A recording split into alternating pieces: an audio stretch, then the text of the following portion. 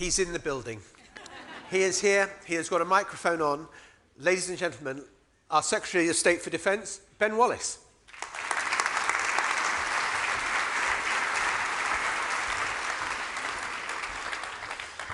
Thank you.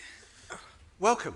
Thank you, John. I hate it when I make an interview plan and then I have to rip it up. This weekend, I ripped up the interview plan that I had for talking to you. I do want to talk about Ukraine and the state of things as they are, but you have just now delivered your final statement in the Commons. What was it like? Well, it was the Defence Command Paper refresh. So it was moving defence forward. It was incorporating the lessons of Ukraine and, you know, trying to pave the way for whatever comes next in defence spending and making sure that we're match fit for the future. And we'll come on to the wider issues. So, I mean, you are still Secretary of State for Defence, aren't you? Today. Because there's a rumour. There's a rumour there's a reshuffle tomorrow or the day after. Yeah. In which case, this will be your last hurrah. In that case, I'll just be over there on the seating with everyone else. Why did you decide that you'd had enough?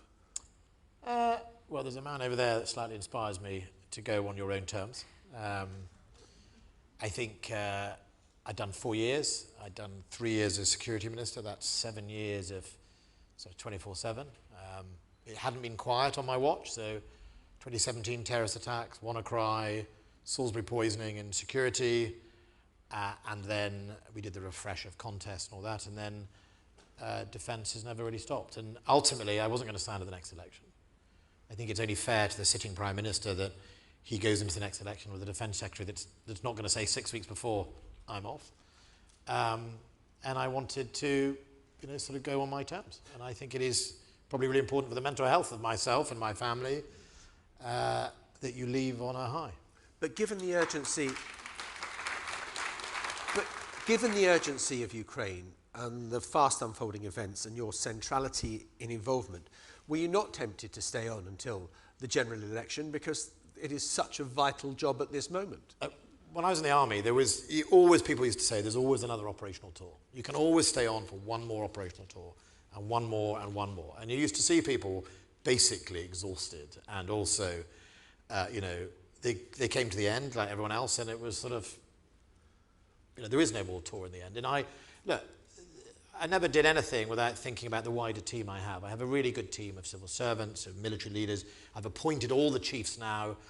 You know, continuity matters. I've appointed new DG, Director Generals in the department, the PUS, nearly all the leadership of defence I've appointed. And, you know, in the end, someone else will take it. You know, I think President Lincoln said the cemetery is full of indispensable men. Ultimately, you know, the momentum is with Ukraine. It doesn't need me. I will always support it. I will do my best. There's lots of other ways to influence it, but I think it's fair to the Prime Minister that as I'm not standing, somebody else takes the realm. Did Rishi Sunak try to dissuade you? I think he was a bit surprised, I think, to be honest. I think he understood the reasons. He was very understanding of the reasons when I said to him, look, I've really done my bit. I've done my time. It's time to move on. So I think, you know, he understood the reasons and, you know, he's a Prime Minister that wants to fight the next election. So, you know. And the rumours about the reshuffle tomorrow, I mean, you wouldn't have said that, I don't think, unless you thought there was some strength to the... Well, the rumours go... It depends who you talk to at the top of government. You know, I spoke to one very senior member of the civil service who said it's definitely happening this week. I spoke to a very senior member of the government minister who said it's not going to happen this week. But it's going to happen, right? I mean, it's going to happen either this week or the first week of September. And that's just the way it is. What about the toxicity of politics, the kind of social media scrutiny? There was some story about you yesterday, which you replied to very amusingly. It was the Hunt saboteurs said I was having an affair with Liz Truss and doing copious amounts of cocaine. And they're not linked as an observation, by the way. And I just replied, I'm surprised you didn't identify me as coming from the planet Krypton or something. I mean, sometimes these people are so ludicrous, you just have to sort of... I was sort of toying with them. I don't know, maybe I shouldn't have done, but... Is politics more toxic? I think it's harder in the media. I think sensationalism is trumping truth more and more across mainstream media. And I spend a large part of my time, maybe too much, correcting things that just exhaust you. You know, there are mainstream media who write things that it's just rubbish, right? It's not true. And that's exhausting. Mainstream media, social media is, there's a lot of hate out there on social media. It's rather sad that that's a reflection of society, but also there are good people out there as well. But do you think that will affect the quality of the politicians we get? I mean, maybe this isn't a pejorative thing to say, but I would say in this cabinet, you kind of stood out as one of the grown-ups, as sort of, not here today, gone tomorrow. No, I think probably politics' dirty secret is that the number of people applying to be MPs across all parties is much lesser than it was 20, 30 years ago. I remember safe Tory seats would have 600 applicants. A friend of mine from the North West Labour Party said a few years ago that a really solid Labour seat, they had less than 100 applicants. They had 20 or 30. Now, go back 30 years, never would have happened. And I think there is an effect on people wanting to do it. And the demands of the public, of the media, of the people you're there to serve, but also of all the other people around politics are such that it is a 24/7 job. And I was taught a long time ago, I think by Ken Clarke, you've got at least 4 masters. You've got your association, your constituents, the government or the party, and you've got your family. And you will never please more than 2 of them at any one time. And, The other suggestion about you going was that you were pretty fed up, angry even, at not getting the NATO job as Secretary General. No, I never set out to be Secretary General of NATO. I set out to do what I've been doing on defence. It was a sort of nice to have, Mark Rutte we thought was going to be the next Secretary General, and he made it very clear, I think early in the year, that he wasn't going to put his name forward. And I think President Biden had on 2 occasions talked to him about it, either this year or last year. So when that became an opportunity, I thought, well, that would be something good to do, time to exit my time here. But it wasn't something I'd harboured in me for 10, 20 years. I think I could have done it. I think I would have understood the wheels that are required. But there are plenty of other candidates. And I think that the Americans probably wanted a head of state. If I have a theory, I think they thought 31 members, what they really want is the next prime minister or president. So do you think it was the Americans who blocked you? If you think the electorate of the Tory party MPs are a curious bunch, the 31 nations of NATO with no process, no ballot, no one ever declares actually that they want to be a candidate. That's the first puzzle. So who knows how it worked. There were obviously competing views, but I think it was interesting. I got on very well with the French. I was with President Macron the week before. Actually, I'd be very aligned to some of how France feels about the future direction of NATO and European defence and investing in our defence and questioning some of the things. And I think people just take people at face value. I don't think they ask the details. Did the Prime Minister give enough of a push? No, he did. Because I read that the French blackballed you, the Americans blackballed you. I don't think we got... Rishi Sunak blackballed you? No, Rishi Sunak really worked hard on it. I looked at all the readouts from all his bilateral meetings.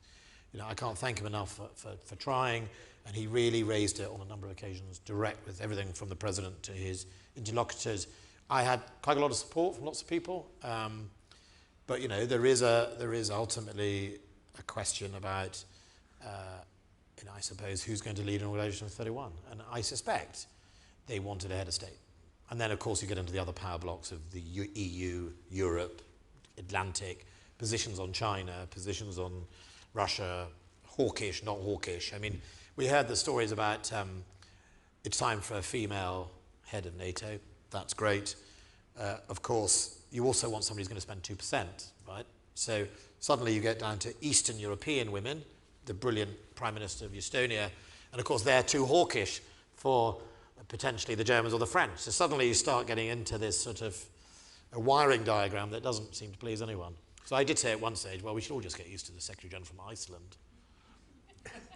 I mean, poor old Jens is doing a 3-year job over 10 years. I mean, it's just impossible for anyone to move on. So let us move on to the substantive issues of NATO and what is happening in Ukraine.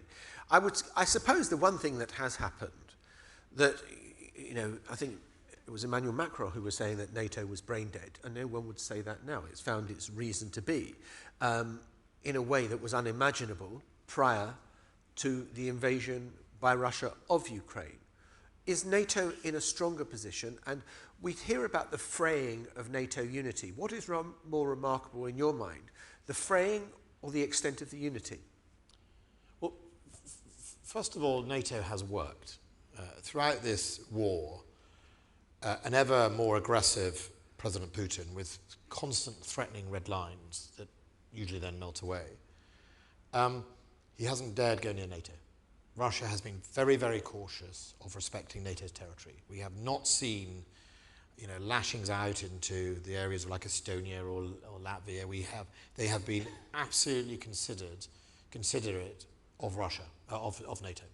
We've seen provocation in the air, a Russian aircraft going into airspace, but they have been really, really cautious to make sure that they don't provoke. So you could argue the alliance in itself functions, the deterrent of Article 5 functions. But Macron wasn't that wrong, right? Is that post-1991, NATO had just stagnated, right? So all the things that used to be really important in NATO, such as common standards, so we all buy the right type of shell or the right type of caliber missile or whatever it is, didn't matter, you could fire them from your own platforms. All of that had started to drift. So back in the Cold War, every bridge in Europe had to be able to take 40-ton vehicles so that you could move your armoured vehicles. That had all gone. I mean, at one stage I worked out that large parts of our armour were just defeated by a bridge because people had given up a long time ago and just built whatever they wanted. So that common standard, the working out of moving vehicles around Europe on railways, it all just gone quiet, gone dead. Many populations in Europe would have been surprised that NATO was a nuclear alliance. They'd just forgotten to talk about it. And so it didn't have plans to do what happens if. They had just died, really. And now we see regional plans, which I think 4,000 pages of very detailed plans of what happens in scenario B. We've seen a reinvigoration of what NATO needs and the Supreme Allied Commander needs to do its job, and new domains. And the counter-offensive, is it making progress? It is. It is making progress. It's making hundreds of meters a day, sometimes a little less than 300-400, sometimes a little more. I heard one of the leading Ukrainian generals saying it's not going as fast as we would. It's not. Funny enough, there's quite a lot of history here. If you look at US generals and British generals in the Second World War, Patton would often complain about the speed of British advance. But it was an advance. And the Ukrainians are having to learn on the job capabilities that they didn't really have. Combat engineering and the way they configure their forces is not how we do it in the West. In the West, we have combat engineers quite deeply into our organization. These are people that lay mines, lay bridges, remove obstacles, cross obstacles. They don't quite have that in the Soviet army originally. So they are learning as they go. The Russians are just throwing mines everywhere. That, of course, slows it down. But what I would say is the Ukrainians have not committed their reserves yet, so they haven't gone all in. They are still advancing, albeit slowly, on 3 fronts, east and 2 in the sort of southwest. They will inevitably make a decision on which is the axis, and then they'll commit their reserves. So it is not yet worryingly slow. It is just brave men and women having to fight their way through minefields, and a Russia that, if you remember, doesn't care about its own. It's got a big meat grinder. But what was interesting about Prigozhin and his dash to Moscow was it demonstrated Russia doesn't have much of a reserve. The fact he could drive 200 kilometers within range of Moscow and no one stopped him showed there isn't much left of the Russian army.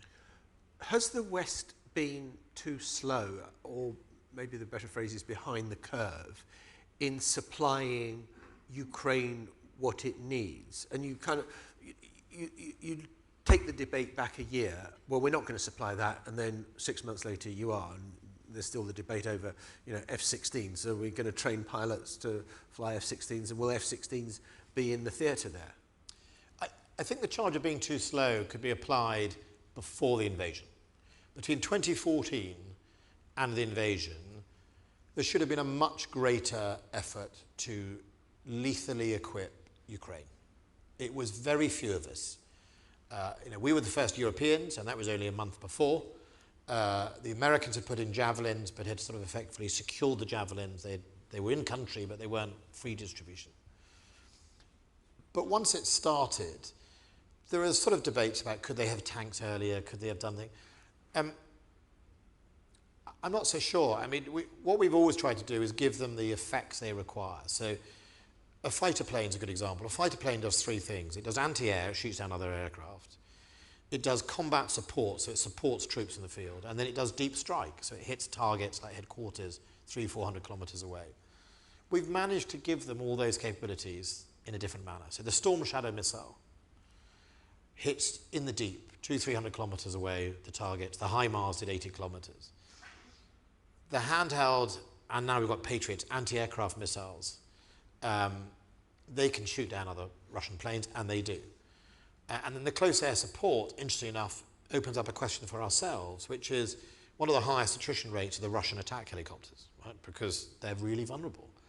So what you see on the front line is a lot of use of drones, dropping hand grenades, or sort of one up from that, doing a similar job to supporting troops in the field. So I don't think, if we'd given everything on day one, it would have all been brilliant, and it would have been much, much better. Because also people have to learn to fight and use them. I remember when HIMARS and the M270s were introduced, the initial instinct of some of the Ukrainians was to use them in the same way they used them in the Soviet army. Well, they'd have run out. They'd have run out in about a week, right?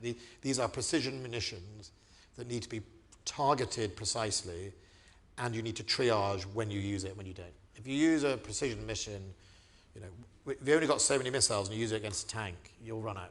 Do you think this war is winnable, and winnable by which I mean that Russia leaves all Ukrainian territory, the Crimea, the Donbass, etc.? I think it is winnable. I think Russia is much more fragile than people want. The Russians want to admit, for sure. I mean, if you look at the generals being fired, you look at Prigozhin. If anyone predicted last year that Prigozhin was going to march on Moscow, Surovikin, General Surovikin, who is currently resting in Moscow at the moment, he's one of their most capable generals, right? So the splinter in the hierarchy of the Russian army is very real. The casualty rates are horrendous. I mean, it would not be wrong to say at least 230,000, 250,000 dead or injured Russians. Now, in 10 years in Afghanistan... And I think I'm right, the British Army is 82,000 people? It's 100,000, if you add the reserves, it's about 110,000. In 10 years of Afghanistan, they lost 15,000 men. So that is the mindset of Putin. I mean, you have to ask yourself, and one of the things that I felt way back when this came to be the issue, and I first went to Ukraine in 2016 as security minister. I remember thinking something had changed when Putin used nerve agent at Salisbury. That was the real wake-up call, that this was a man who supposedly had been on a journey from the Soviet Union, authorizing the use of a banned substance, nerve agent, on the streets of a county town without any real regard. I remember going to see the discarded perfume bottle, which was 98% pure. It would have killed 3,000-4,000 people if it had been distributed differently. It had just been chucked under a bush in a park. We went to a small park in Salisbury, and I went with the chief constable and the head of terrorism. And he was saying, I'll show you where it is. And there was a man sitting on the bench eating his sandwiches. And these policemen and spooks were pointing at the bench he was sitting on. And he looked up, and I thought, I can't tell him. But I think that is an example of that would have come from the top. And when you see that, someone's making that decision in a NATO country, things had changed, the rules had changed. And one of my battles between then and lethally arming Ukraine was persuading parts of our system that the game of chess had already begun, right? Putin was doing this. I remember saying in one meeting, a security meeting, the game's afoot, right? The game of chess has begun. Either you're going to play to a draw or a checkmate, and half the system didn't want, no, nothing's begun. Well, it had begun. And China? How worried should we be about an increasingly militarized China? I think the thing we should worry most about China is inexperience. In its military and its diplomacy, you'll often see it goes from 0 to 100 really quickly. There's no, I mean, if you remember in COVID, Australia made a comment about wanting a WHO investigation. And Chinese state media immediately briefed that Australia was the gum on their shoe and immediately went into attack mode. And diplomacy is supposed to be graduated. Military response is about experience. And I think, first of all, we should worry that an emerging, more assertive China doesn't yet have that experience, and that could lead to miscalculation. Secondly, we need to have a proper political plan in the West. I don't mean unilaterally as Britain, but how do we deal with greater competition, with aggressive attacks on sovereignty in the South China Sea and freedom of navigation and theft of fishing grounds and all those things that cause regional dispute in the Pacific between the Philippines and the Vietnamese and everyone else, and Taiwan as well. And I think I'm not yet sure we see a mature political plan from the West of how to actually do what we want to do to avoid any conflict, is to say, how do we change your behavior? What do we want China to do differently? And how do we indicate how to do it? I'm going to end where I started, which is you. So what are you going to do next? I don't know. I mean, I joked about working in a bar. I mean, I reckon you'd get a job. I was a ski instructor. I was trying to work out if I could work from home as a ski instructor in my last 2 months in Parliament. I'm going to, I live up in Cumbria, Lancashire. I'm going to go back up there. I'm going to do what I started. I'm going to finish off my political time going to see my farmers and my schools and all that sort of thing, because I think that is important.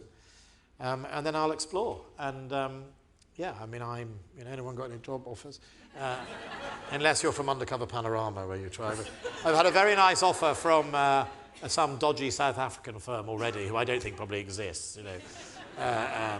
I think I'll take my time. I think what I do. Well, good luck with whatever comes next. And as they say in the United States of America, where I was based for a long time, thank you for your service. Ben Wallace, thank you.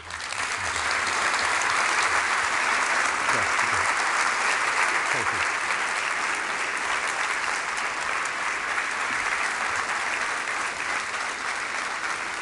Well, we just touched briefly on the fact that, of course, the dominant power in the world is still the United States, but the tension between it and China is growing steadily, and the impact of that relationship, good or bad, has huge ramifications, and that's what we're going to consider now. We're going to hear in a moment from Jude Blanchett, who holds the Freeman Chair in China Studies at the Center for Strategic and International Studies in Washington, D.C. But first, let's hear from TBI's Ruby Osman. Ruby.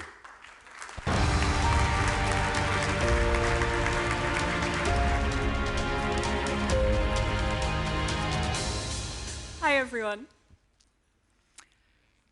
Tensions between the US and China have the potential to impact a wide range of the UK's domestic and foreign policy. It's what ChatGPT told me when I asked why the UK needs to be paying more attention to the US-China relationship. But ChatGPT has a point. It's impossible to speak about the future of the UK without thinking about how the relationship between those two major powers could fundamentally alter the landscape we operate in. And amid all this talking of decoupling and de-risking, the UK needs to start doing some smart thinking on what could come next. For example, we're not the only ones going to the polls next year. Elections in India, in Taiwan, across the EU, and most of all in the US, are going to see voters putting a spotlight like never before on the different ways we engage with China. And then there's Taiwan itself. Taiwan produces 90% of the most advanced semiconductor chips, and last year more than 80% of large shipping containers passed through the Taiwan Strait. An escalation in tensions would not only be disastrous for the people of Taiwan, we'd feel it here in our pockets in the UK far more than war in Ukraine. And even ChatGPT itself is something the UK needs to be paying attention to. Is AI set to accelerate tensions between major powers? Or could it be a rare opportunity to come together and start setting some guardrails? The UK is going to need to figure out where it wants to sit within all of this. We have had a lot of China policy by soundbite. The challenge now is going to be starting to articulate in concrete terms exactly what it is we want from our relationship with China and how that fits with a broader vision of the UK's place in the world. How do we best lean into our traditional alliances with the EU and the US when they don't always see eye to eye on China? And what new partnerships do we need to build resilience for the next decade? Whether that's with other G7 members like Japan and Australia, or across Southeast Asia and the Global South. These are obviously some big questions to try and answer in 3 minutes. But luckily, in a moment, we will be joined by someone even smarter than ChatGPT, the fantastic Jude Blanchette from CSIS. But before that, we're best placed to talk about our future when we learn from those who've shaped our past. That's why we wanted to put some of these big picture questions to someone with more years' experience in this than both Jude and I combined. Thank you.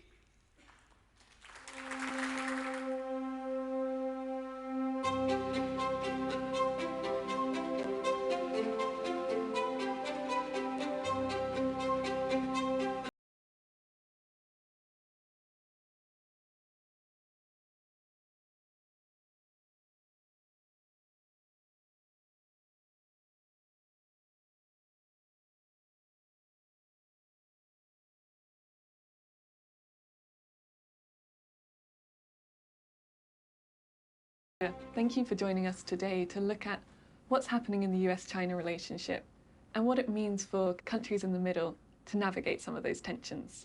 But first of all, I just wanted to start by taking a bit of a step back. We've seen a lot of people likening the current situation, the current tensions, to a new Cold War. But as someone who was in the room watching a lot of the original Cold War unfold, what do you make of that comparison?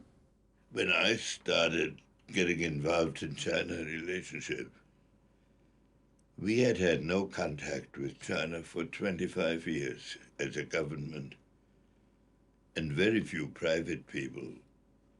So I had the conventional view that China was very similar to the Soviet Union. And one of my experiences in dealing with China now over more than 50 years is that they represent a distinct culture, has great continuity and survival ability. So in the process, I had to adjust my own thinking. At first, we thought of China as a balancing element against the Soviet Union. Now we find ourselves in a world where Russia and the Soviet and China, close allies publicly anyway. So that's a new situation. When we started relations with China, the Chinese economy was that of a developing country. Now it is considered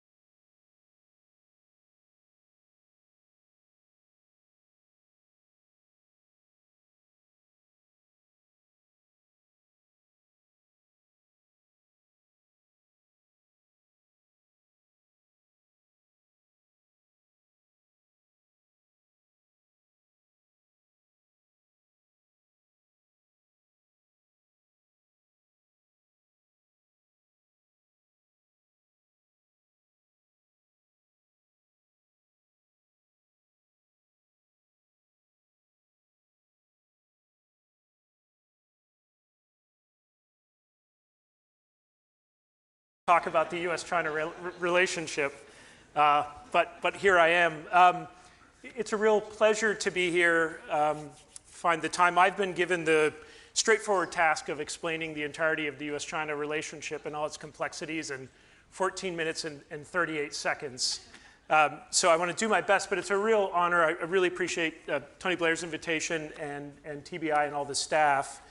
In all seriousness, what I wanted to do with the balance of time and picking up on some of the themes that were mentioned in that fantastic interview is lay out what I see as the trajectory China is taking and what are the key features of the US-China relationship.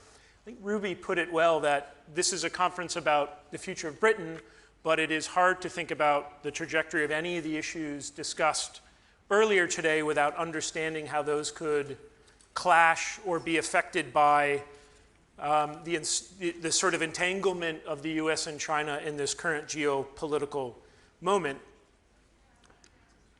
I want to start with, and I gave away the thesis in the title of this, which is as we watch the United States and China engage with each other and increasingly in contentious ways in a number of domains, we're searching for a heuristic or a framework to make sense of this. And it is seductive and I think quite understandable that one of the analogies we're reaching for is this a new Cold War? And if we think about the broad parameters of the US-China relationship, I understand why this is the metaphor that we're looking for. These are two superpowers with distinct and in many ways antagonistic political systems. This is a global competition. This spans the military, technological, economic domains.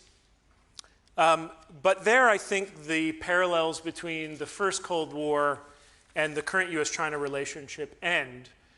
This is 2023, and I think we heard in the last interview a question by Ruby saying that really the challenges that confront the UK, but the United States and democracies globally are vastly different from those that we confronted in the 20th century, even as we feel some of the legacies and indeed some of the challenges of the 20th century, like major power war, in front of us today. But this is not 1947, this is not 1968, this is not 1991, and Beijing is not Moscow. The global community will not fracture into blocks. The United States attempt under the Biden administration early on to create a movement of democracies versus autocracies ran out of gas once it confronted some of the realities of geopolitics in the 21st century. And indeed, the old playbook of the Cold War doesn't always help us when we think about the United States and China, countries which are, as of today, as historically linked in terms of aggregate two-way trade as they have ever been, with last year's bilateral trade being at historic levels. And if we think about the parallel between Beijing and Moscow, China is now the largest trading partner of 120 countries, something Moscow never got remotely close to. This does not mean China is not a challenge, quite the opposite. And in many ways, I think China presents more of a formidable challenge than did the Soviet Union, but this is why it demands creative thinking. And we won't help ourselves as democracies if we think we can simply read the speeches of George Kennan or look back at how we navigated the Cuban Missile Crisis and think that is necessarily going to be an effective blueprint moving forward. One of the key reasons why, as I alluded to before, why the Cold War metaphor does not always work is the simple fact of fundamental technological and economic interdependencies that exist in a globalized world in 2023, which were not present in the 20th century. China is entering into a phase of lower growth. This is undeniable, and in many ways this was inevitable given that the rapid growth China experienced starting in the late 1970s up until about the 2010-2011 period was unsustainable. But even China growing at a much slower annual GDP grows off of a massive economic base. And so I think we have to set in our heads that China will be with us for the foreseeable future, especially when we think about not legacy industries, but industries of the future. I have a few quickly Googled statistics here to highlight one of these issues which has come to prominence over the past several weeks as we've had new data about China's emergence as an electric vehicle superpower. But this is across the board in what we would broadly call green tech. Xi Jinping is laser focused on channeling industrial policy and financial resources to make China a global leader in these industries of the future. So 80% of the world's solar panels, accounting for 35% of electric car exports. And as we've seen in China's successes in industrial policy and battery technology, we're going to have to move out of our head the framework of China as a sort of slowing economy that is losing its relevance, or indeed, I would say, collapse. I've been working on China for 20 years, so I've been present for prediction of 20 of the last 0 collapses of China. But yet again, we're in another wave of this as we think about the clear, undeniable challenges China faces. But we very immediately leap to this view that China is therefore, the China story is over. And I think we have to get comfortable that it is here.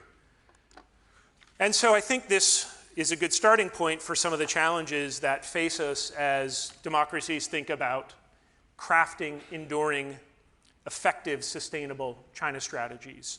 It starts with a pillar of recognizing China's centrality, but I should say it also starts with a recognition of the trajectory that China is on politically, which is under the current leadership of Xi Jinping, I would say inexorably moving towards a more autocratic, militaristic position. Those two pillars, though, mean that simple solutions that you hear won't cut it. So the new Cold War paradigm, I think, doesn't capture the interdependencies of the 21st century global economy. But then again, the old model of engagement with China, if we talk our way, we can talk our way to a solution with Beijing, don't fit the muscular, nationalist, assertive, and confident China of Xi Jinping. So the question then is, what do we do about it?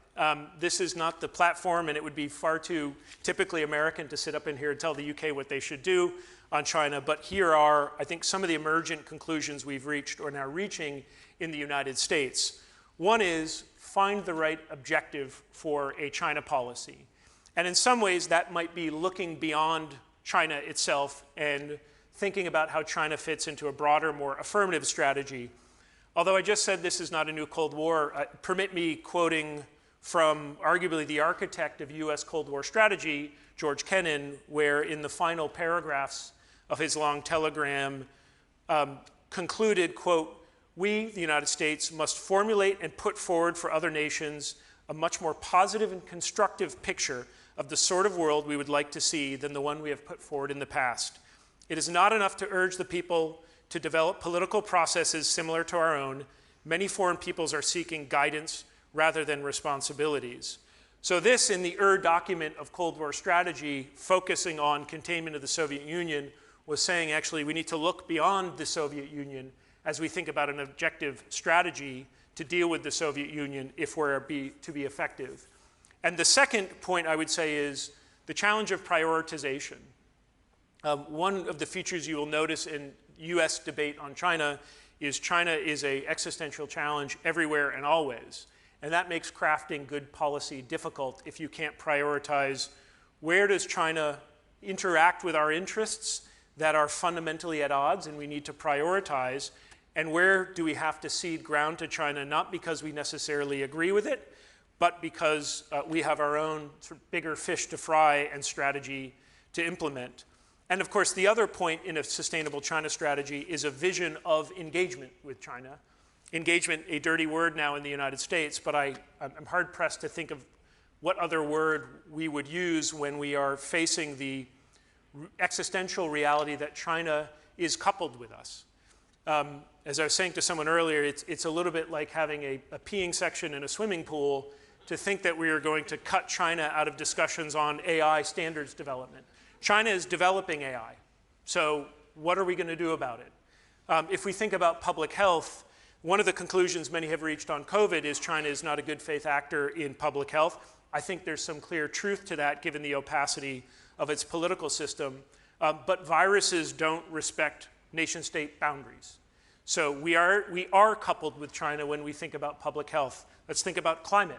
We are coupled with China when we think about solutions to climate and indeed the changing climate. So a Cold War and Cold War style blocs don't find answers to some of these challenges where we are inextricably coupled with China. And so that gets me to my last point, and arguably one of the most worrying and depressing, and one that Dr. Kissinger mentioned, which is, does any of that matter?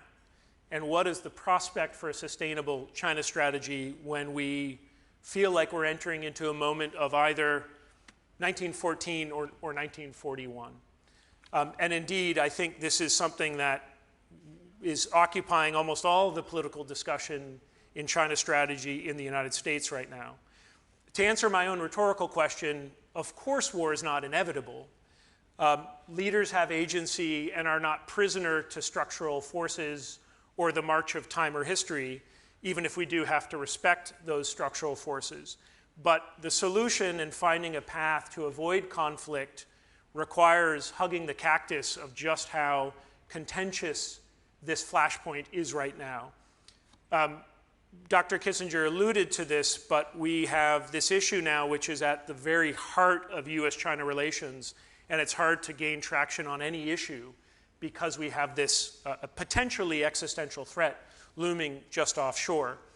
And so part of the challenge for all of us, and that includes everyone in this room, is finding a new modus vivendi that can push off the prospect of this conflict. And I should say this is a flashpoint.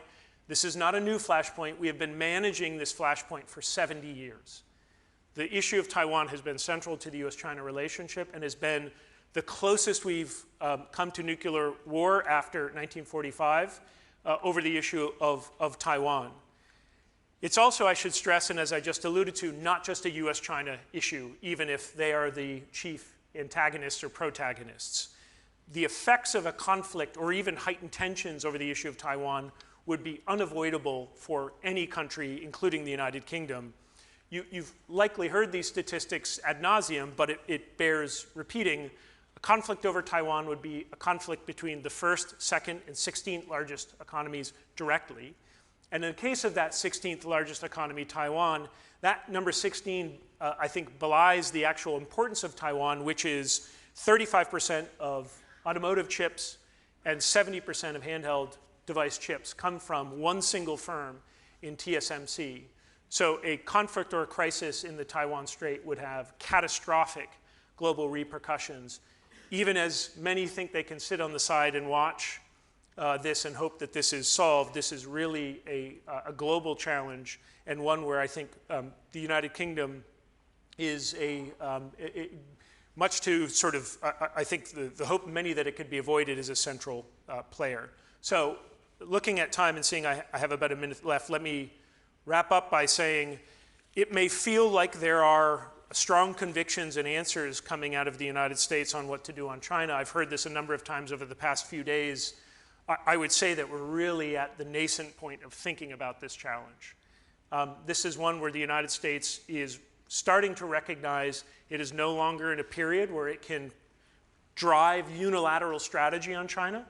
This is, given the global interdependencies that the United States faces as much as China and the United Kingdom do, one where policy from the West will be forged coalitionally, even if the United States doesn't always recognize it. And on many of the hard issues, whether that's Taiwan, technology, human rights, values, the United States needs answers from partners, close partners like the United Kingdom. So I look forward to having this important conversation with comrades here in the United Kingdom, and thank you very much for your time.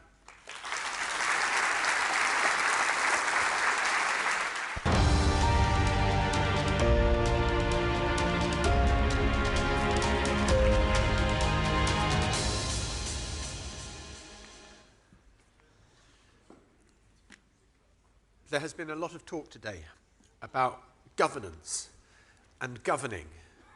So it's my honour now to introduce our next speaker, who hopes to be forming the next government in the United Kingdom, Sir Keir Starmer, and in a moment he will be speaking to Tony Blair himself after Keir Starmer has laid out his vision. Keir Starmer.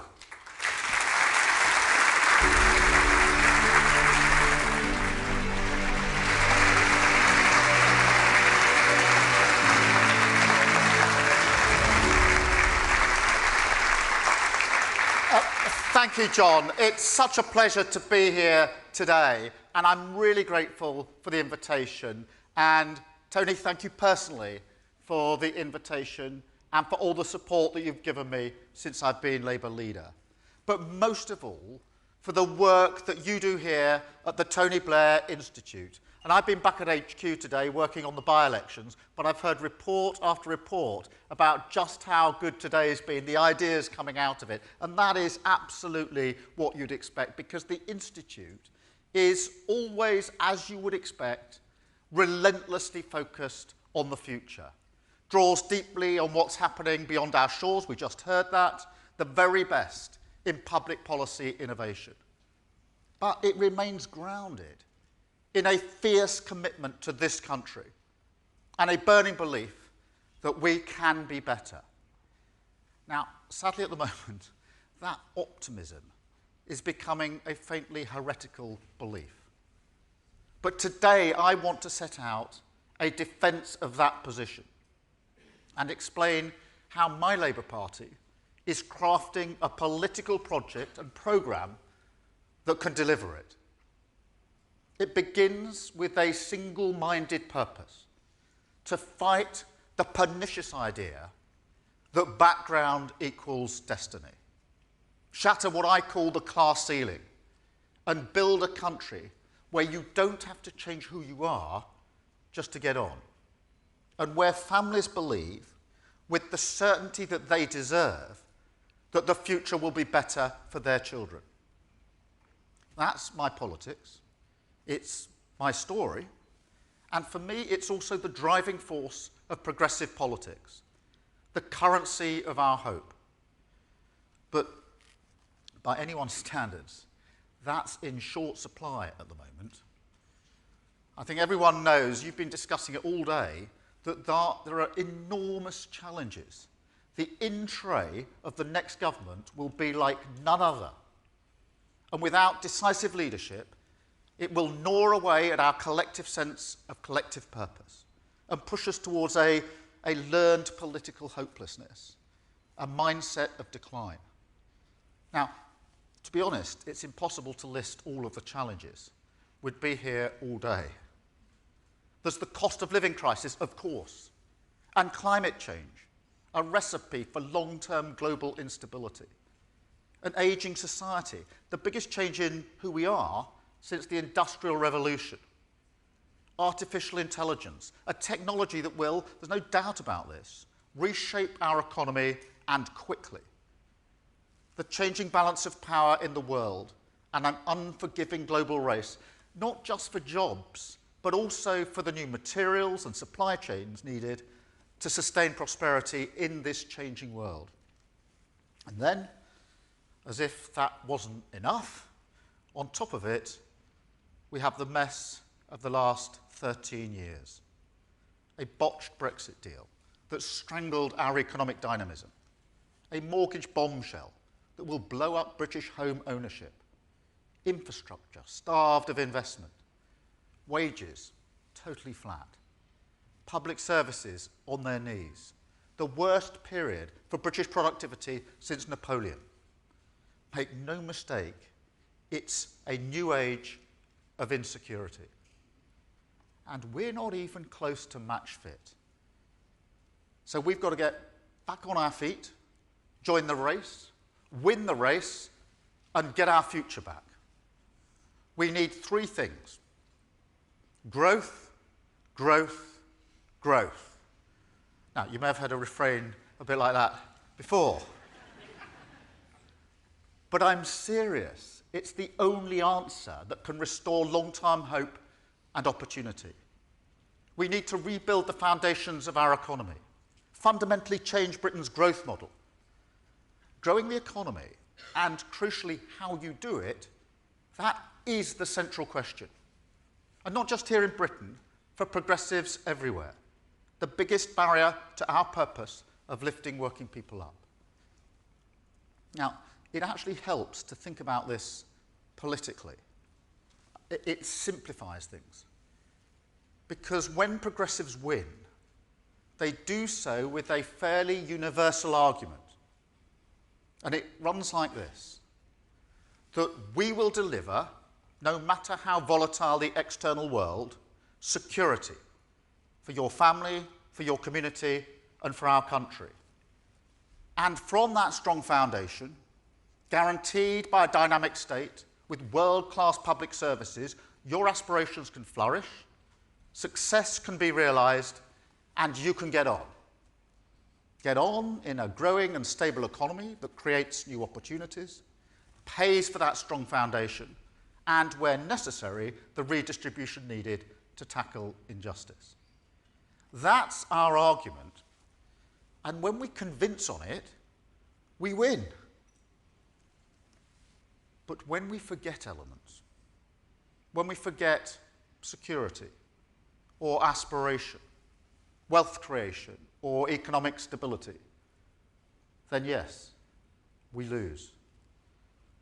But we also lose when we stop persuading new people to our argument. That's what I mean by project. Who do we need to convince again? And for my Labour Party, for me, after the collapse in Scotland in 2015, the loss of the Red Wall in 2019, and the divisions of the Brexit years, the project is to return Labour to the service of working people, to become once again the natural vehicle for their hopes and aspirations across all 4 nations of these islands. It's not the only path a progressive party could take. There are other directions. The rabbit hole of narrow identity politics. That's not a new thing, but it's always there. You could even completely unmoor from the concerns of working people. That sounds ridiculous to me, but some people did seriously suggest it after the Brexit referendum. But no, I am completely convinced that reconnecting with working people is the right path. Not just because I feel it in my bones, although I do, but also because it forces us to confront the realities of the country and its challenges more starkly. Most of all on, you guessed it, growth.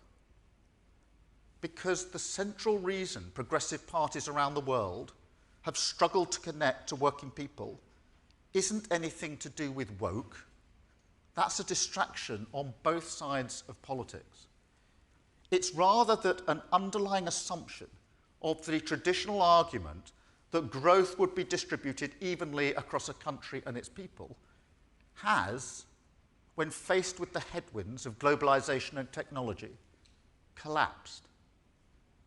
But also that whilst redistribution will always be a tool in our box, it can't be a one-word plan for everywhere outside the southeast.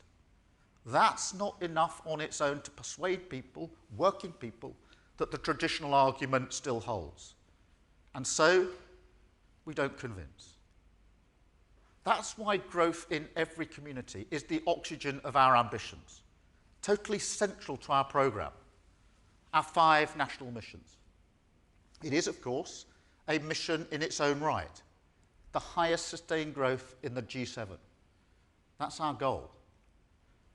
But the other 4, clean electricity by 2030, an NHS fit for the future, safer streets in our communities, and shattering the class ceiling, they all require growth, and they all support growth. Now, to meet all these challenges, the British state needs fundamental reform. That's why our mission, mission-driven government, is a new approach to the state. It's about the how as well as the what. A new way of governing that draws on a deep body of work. It does mean breaking down silos, joining up services, power out of Whitehall, a total rewiring, but also a new mindset when it comes to what we think government is capable of. A total rejection of the short-term sticking plaster outlook that can't focus on the future, that washes its hands and says, no, we won't intervene on behalf of businesses and working people. Take technology. I totally accept the optimistic message of this conference on the role it can play in public services. You can see that in our reform plans. The work Jonathan Ashworth is doing on how artificial intelligence can deliver quicker, more responsive services in Job Centre Plus. Where's Streeting's commitment to use it to improve diagnostic speed and accuracy for diseases like cancer? Or Bridget Phillipson's plans to finally crack the code on digital skills and weave them through a new skills curriculum. Technology can be a game changer. There's no question about that. But look, there'll be no technological revolution in our public services unless we have an economy that is open to that, with new institutions that can crowd in new investment, and a government that takes seriously our reputation, our global standing in everything that it does, that truly believes you need dynamic government to seize the opportunities of the future. No, to be a careful steward of the economy in a volatile world, to grow the economy through difficult times, you need to be proactive. That's the lesson staring us in the face. The stand-aside state can't cope with the world in front of us, where other countries don't behave in the way market dogma expects, where global supply chains can be weaponized by tyrants, and where, for working people, trickle-down growth means power trickles up and jobs trickle out. So in short, on the road back to hope and opportunity, the signpost is labelled growth. Growth for our purpose, growth for our project, growth for our programme. A new growth model for Britain that accepts the imperative of economic stability, but still charts a new course, that modernises our public services, invests in the industries of the future, gives communities control, backs science, enterprise and our universities, reforms our broken labour market, reskills the nation, restores our standing, and bulldozes through the planning laws that hold our future back. A long-term plan for long-term prosperity. But finally, one place where I do take issue with Tony, the idea that this is somehow beyond left and right. No, for me, this is a progressive moment. Because on the right, all I see is retreat. Retreat from the world. Retreat from the battle of ideas. Retreat from the necessary fight against their dangerous fringe. On the other, all around the world, I see progressive parties asking the difficult questions, looking for new ways to express that traditional argument, going for growth. That, in the end, is the only way to break Britain out of its current doom loop and deliver our purpose. It will require political courage, hard choices, and an unbending urgency on reform. But it's the path we choose. The builders, not the blockers. Renewal, not decline. In place of stagnation, growth. Thank you very much. Thank you. Thank you.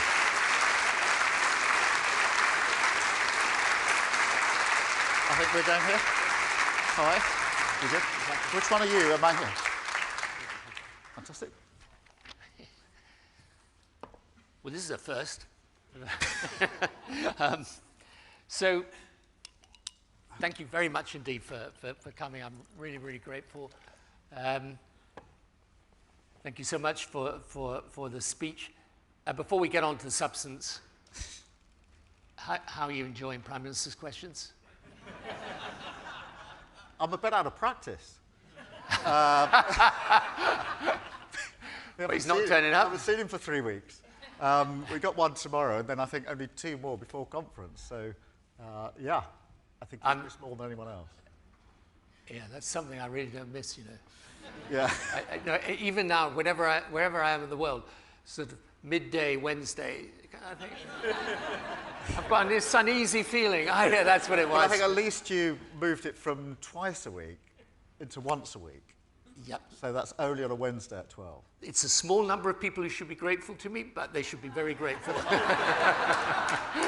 I keep reminding the Shadow Cabinet that back in the day, the Prime Minister used to sit on the front bench and choose which of his ministers would answer the question. Yes. So we could go back to that model. Yeah, I mean, we never know what they're going to say, though. That's the thing. Okay, so, you know, you've done an amazing job. You've taken the Labour Party in 2019. It was on the brink of extinction, frankly. And you've taken it, I know you can't say it's on the brink of government, but I think it's a pretty good prospect. And yet, I think we both agree that 1997 is very different from 2024. You know, in 1997, we had a lot of things to do, but on the other hand, we could see that growth had stabilized, and we could look forward to over 2% trend growth. What you're going to inherit next year is, I mean, as I said earlier, it's grim, right? Yeah, it's going to be really tough. But I think this point about the mood of the country is really, really important, because now we've got to a position where we're a credible contender, and that's all we are. We've got a lot of work to do. People are looking back to when this last happened. And we've, I mean, as you know better than anyone, we've only won from opposition 3 times. And obviously 97 was the last time. And the mood then was one of growing optimism. That song, Things Can Only Get Better, that resonated because it felt that was the mood of the country at the time. The economy was growing, and you know, what Labour was able to come in and absolutely sort of turbocharge that sense that we're going to go into a new century, it's a new way of doing politics, modernising, things can only get better. That's not the position now, by a long shot. The economy is badly damaged. Public services are, I say, on their knees. My wife, who works for the NHS, would say on their face. And the mood of the country, I think, is pretty bleak. And I think many people fall into 2 camps. The camp that says to me, I like what you're saying, your missions, the change that I think you would bring about, but can you do it? Can you do it? It seems too broken to me. And then another group that say, will you do it? We've been lied to so much in the last 13 years, we don't actually believe anything anybody says. So the mood is very different. The reason it matters, I mean, it's not just a sort of historic, interesting analysis. We have to get the mood of the country right, because we have to speak to the country where it is now and not where we'd like it to be. And therefore it's a mistake to us to speak to the country as if it's 1996. We've got to speak to the country as it is in 2023. Right, and they want a sense of realism. Yeah, reassurance. They want hope, of course, but the reassurance has to come first. Do you get it? Do you know how bad things are? Do you know how much I'm struggling? Can you fix the immediate problem? And can you deal with the longer-term fundamentals that we need to fix? I mean, I'm personally a fan of the 5 missions, because here's what I think they do, which I think is really important in this context. I mean, if you take over from Rishi Sunak next year, you will be the 6th Prime Minister in 8 years. And in the previous 37 or 36, I think we had 5. So, but not only have we many prime ministers, but they've all been very different from each other, right? So David Cameron, Theresa May was very different from David Cameron. Boris Johnson was very different from Theresa May. Sunak was... There was one in the middle there, Truss. Oh, yeah? Well, Easy to overlook. Yeah, well, she was very different. So the thing is, what that does, I think this is really important, because what that does is, it means you cannot have a consistent government policy, right? Yeah. So I think what is really important to me about these missions is that they set clarity of direction. It's so important that we have mission-driven government for all those reasons. I think the single biggest failure of the last 13 years is failure to grow the economy. If we'd grown the economy in the last 13 years, as well as you grew it in the 13 years before that under the Labour government, we'd have tens of billions of pounds to spend on public services without altering tax at all. One of the reasons we haven't grown it is all that chopping and changing. And when we say we've had 3 prime ministers in the last year, 4 chancellors and 4 budgets, that is politically funny. It makes for really good cartoons. It's a disaster when it comes to investment and strategic thinking. And so part of the task we will inherit is bringing stability to government and ensuring that our projects are clear, they're focused, they're realistic, and that we stick to it over the long term and don't move around and chop and change. I've spoken, we were at Davos together, we've spoken to no end of investors who say to me, it's not that we don't have the money to invest in some of the projects in Britain that need investment, it's that we don't see the conditions of certainty right at the moment that will allow us to come alongside a government and actually deliver. And that's why the missions are strategic, long-term. They're about the what change you're going to make, growing the economy, NHS for the future, green power, smashing the class ceiling, and security in our communities, but also the how. How are you going to do this? How are you going to get business to partner alongside you and deliver on these missions? And that's why we're having a row at the moment about tough choices. Yep. Because we need the stability in our economy is absolutely vital as a stepping stone to getting onto those missions. So when people say, look, you should be making all these spending commitments and... Well, my first reaction, we keep saying collectively as a party, we've got to take tough decisions. And in the abstract, everyone says, that's right, Keir. And then we get a tough decision. We've been in one of those for the last few days saying, well, don't like that. Can we just not make that one? I'm sure there's another tough decision somewhere else that we could make. But we have to take the tough decisions. And this isn't some sort of reflection on some focus group that says, we'd like Labour to have an economic straitjacket on. It's the fundamentals. Liz Truss was very different to others. She proved the thesis that if you make unfunded commitments, then the economy is damaged and working people pay the price. Right, and that could be tax or spending, right? That could be tax. For her, it was unfunded tax cuts, but it could be unfunded spending. So if you want proof that unfunded commitments cause economic damage, which is then visited on working people, you've got a living example of that. And that can come from both sides of politics.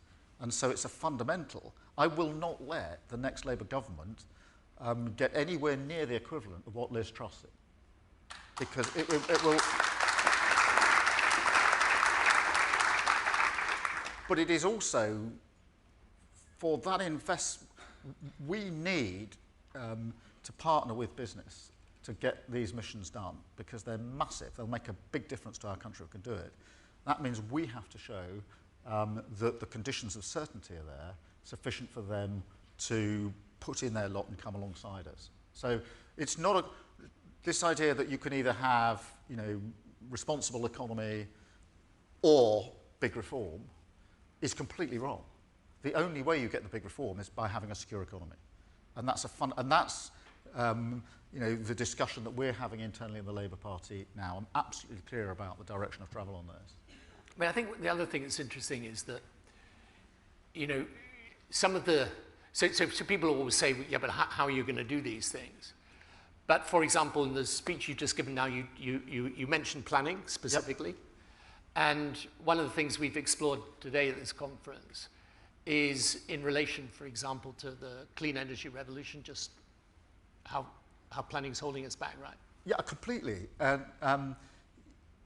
I spoke to the CEO of one of our big energy companies not long ago, and I said, look, just assuming for a moment that we are able to come into power and I want to get to clean electricity, clean power by 2030, how quickly could you build me an onshore wind farm? And he said, 2 years. Wow, we're going to be really motoring here. So I said, well, how soon do I get power out of it? He said, oh, that'll be 13 years. I said, well, talk me through that then. He said, I'm going to lose 5 years to planning. And then even when I've done that, I said, well, we're still losing 6 years here. Where does that come from? He said, even when we've done the planning, we've got through that, then the grid will not start crawling towards me until I'm ready to switch the power on. So 13 years. We can't win the race for the next generation of jobs with that. So we're going to have to be really bold on planning and remove those impediments. And this is what I mean by mission-driven government, which is if you get elected into government with 5 missions, then you are democratically entitled to say that's the direction of travel for our country, because we put it to the country and they said we want these fundamental changes. Then got a choice as to how to do it. We could say, well, they're our missions, so we'll suck it all up to the centre and run it through government, which would be a big mistake. Or we can say, well, the missions are clear, so the private sector normally follows and the market's pretty good, so let them get on with it. That won't work. Or we can partner where we say, this is what we're trying to achieve. You are vested in helping us achieve this, and our job is to make sure the conditions are such that you can ensure that happens. So for those onshore wind farms, the job of an incoming Labour government is to say, we're going to deal with planning laws, we're going to deal with all of the problems in infrastructure that are holding this back, and through this partnership deliver, in this case an onshore wind farm, but there are plenty of other examples, and actually get ahead of, and that of course, I mean, onshore wind is not just about the climate obligations, it is the single, clean energy is the single best way to keep our bills down, to ensure that we have energy security, so Putin can't put his boot on our throat, and the next generation of jobs are bound up with this. The Inflation Reduction Act in America is like a magnet for investment at the moment. The EU has responded, and this government's sitting it out. We've got to turn that around. I mean, one of the things, obviously, is in relation to the partnership between public and private sector. I mean, I know you spend a lot of time talking to business and to the business community. Have you got from them, is there a set of things that they're looking to from government that you can identify? Yeah. The first is stability, economic stability, because they say we're not coming near this until you're... The first thing is stability. The second is a long-term strategy. The missions are intended to be long-term. Just another... I mean, this is another wind farm example, but it serves the purpose. Whiteley is the biggest onshore wind farm in the UK. It's just outside Glasgow. There's 350 wind turbines there. It's amazing to go and see it. It's like a film set. It's incredible, on the side of the hill there. And when I went there with the CEO of Scottish Power, I looked at them. They're big, incredible pieces of manufacturing. I said, how many of these were built in the UK then? And he said, none of them. I said, well, why not? He said, because we didn't have a long-term strategy. The government wasn't clear enough, back to your point about chopping through 6 different prime ministers, and therefore the investors went elsewhere. These were all made in Indonesia, he said. And they were towed in, literally towed in to Scotland and erected there. And so the business is saying security, clear, strategic goals, and you're going to stay the course, and they've got to be the right goals. I mean, I think this is one big difference from when we were in, because in a way, you know, that we had a situation where growth was strong, the economy was running reasonably well. I mean, obviously, there were changes that Gordon and myself made that were important, but I think there's a much greater priority now as we enter a new age industrially for that partnership between public and private sector. Yeah. I think it's the only way we can deliver. If you look at the money that's needed to invest in clean power, you can't do it all through state funding. That's never going to get us there on time. So we need that partnership. But we need to create the conditions in which that partnership works. Right, so health obviously is a big priority for the Labour Party, always is. You've talked about reform, Keir, and we talked today a lot about what's possible with a lot of the you know, new technology and the ability to create new treatments, to do better diagnostics, prevention and cure. How much does that fit into the plan of what you need to do with the health service? It's central. It's absolutely central, the technology and the changes. If you take AI, I mean, you may have had this example today, but a radiologist working with AI can get a 60% more accurate diagnostics on stage 1 cancer, lung cancer, than we can without. And that is obviously very good news for the individual. but massively important for the NHS because it costs, if you don't catch it, I mean, we all know this, if you don't catch cancer till stage 4, then you're looking at a much poorer outcome for the individual and a much bigger bill for the NHS. So it's absolutely central. But this goes, on the mission on the NHS, we had to be clear, we don't just want to pick the NHS up and put it back on its feet. Of course we want to do that. But I don't want 5 years of Labour government where all we've achieved is managing slightly better the services and institutions as they now are. I want them to be materially better. And whatever the mistakes the last 13 years, and there have been many, the challenges facing the NHS are just fundamentally different now to the challenges it faced 75 years ago. And the techniques for dealing with it, technology has gone so fast, right. The AI. So that means we have the opportunity, if we take it, to create an NHS fit for the future, which is technology. It's about prevention, moving health closer to our communities. At the moment, we've got go to the GP or go to A&E as broadly the only options, and you need something close to the communities. Mental health needs to be catered for. So we're talking about a model that will survive for generations to come, not just a slightly better health service at the end of 5 or more years of a Labour government. Right, and then obviously if you want to make use of the technology, you've got to build the right digital infrastructure and so on and so forth. That is also really important. You've got to do all that, but you've also got to take on those that say leave it as it is. Yeah, because you will all, particularly in public services. But here's the thing that I found most difficult, I think you find difficult as well. And that is the tendency on the progressive side of politics to define radical simply by the amount of money you're prepared to commit. Yeah, and this is a big mistake. So I ran a public service for 5 years, the Crown Prosecution Service. I don't need persuading that if you put a bit of money in the top, you get a better outcome. But I absolutely know to get a much better outcome, you've got to reform. You've got to take the difficult decisions. And people will say, no, it's pretty good, don't rock the boat, don't change anything, it all works as it is.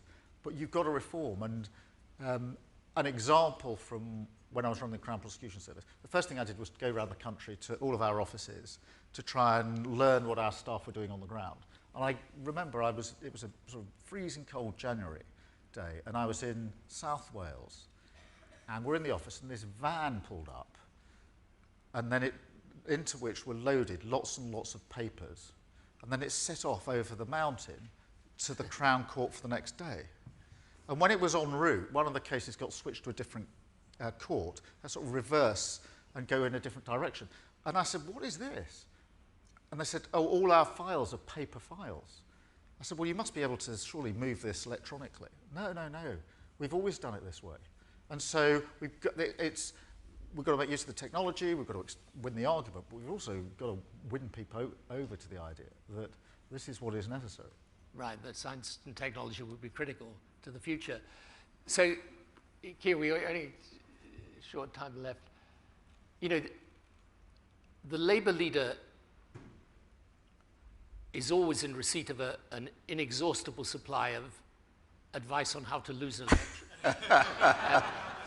So, the thing that's most difficult, I always think when because your people.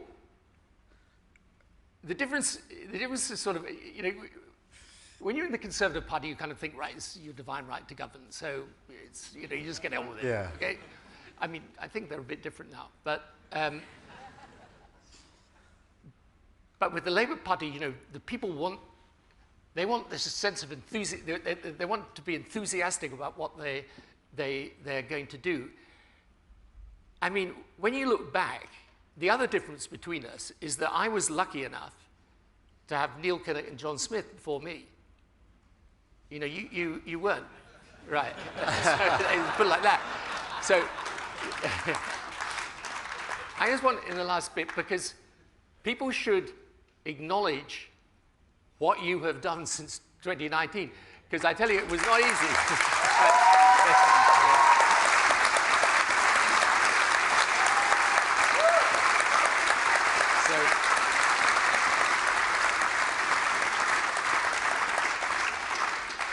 In the closing minute, how? How is it done? I'd just pick you up on your interest. I mean, we're trying to do Kinnock, Smith and Blair in one run, and to do it in 5 years. And that has meant we've had to go at pace. And it meant we've had to be really ruthless and tough. We couldn't, along the way, when we've got to difficult decisions, people have said to me, don't do it this year, Keir. Leave it, we'll do it at conference next year. And we've had to go at this at pace because we haven't got the time to waste on this. And every day I remind myself that to get from where we landed in 2019 to a one-seat Labour majority, is going to take a bigger swing than 1997. And if that doesn't sober, I often talk about politics as sort of sharp intake of breath. That gives me a sharp intake of breath every time I say it because people are inhaling the polls, and that is a big, big, big mistake. But there are then just fundamental, so the first thing we had to do was change the party. And I don't know whether this is because I came into politics later in life, etc., but when you lose that badly, I strongly believe you don't look at the electorate and say, what on earth were you doing? Didn't you listen to us? Should we shout a bit louder? You look in the mirror and say, we got this wrong. We've got to change as a party, and we had to change as a party at speed. I also felt strongly that we didn't really have the right to say how we'd run the country until we'd done the change. People were not going to listen to the Labour Party until we showed we had changed and changed for a good purpose. The second bit was then, and we had to be really unrelenting on that, really clear, difficult decisions, and change is never finished. But we got as far as then the next stage, which is to expose the government as not fit to govern. Now, we've been ably assisted in that, I have to admit, by the last 3 prime ministers. And now we get to that place of, well, if not them, then why you? But this is where, because all along the way I've had the advice, when we're at the stage of we've got to change the party, there are people yelling from the sidelines saying, where's your vision? Go bolder, go bigger. And I said, we've got to fix the party first. We've got to change the party first. So there will be people all along the journey telling you to do it in a different order, but we had to do it in that order. But now we get the chance to lay out the change that an incoming Labour government would put. But if we hadn't changed the party, it would be as naught, because I strongly think that the electorate don't usually look to change the government if they're pretty happy with it, if things are all right. But when they think it's not all right, actually, I've had enough of you lot, I want some change, and I think we're at that moment, then there's a laser focus in, well, what's the alternative then? And if we hadn't changed the Labour Party, then they'd be looking at us and saying, nah, we're not going to do that. So that's why the next stage is where we've got to be even tougher, even more focused, even more disciplined. And I've said to the Shadow Cabinet and others, to get this over the line at the next general election, we've got to be exceptional over the period that we've got left between now and that general election. Well, if how far you've taken the Labour Party in the last 4 years as any guide to how far you can take the country, will be in good hands. Thank you very much indeed. Thanks, Martin. Really appreciate that. Yep. Thanks, Keir. Really, thank you very much. Thank you.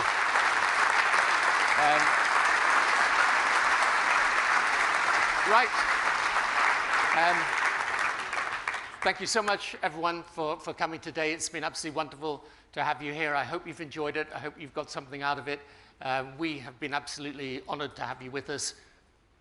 Have a great rest of the day, rest of the year, and who knows, next year be even more exciting. Thank you very much.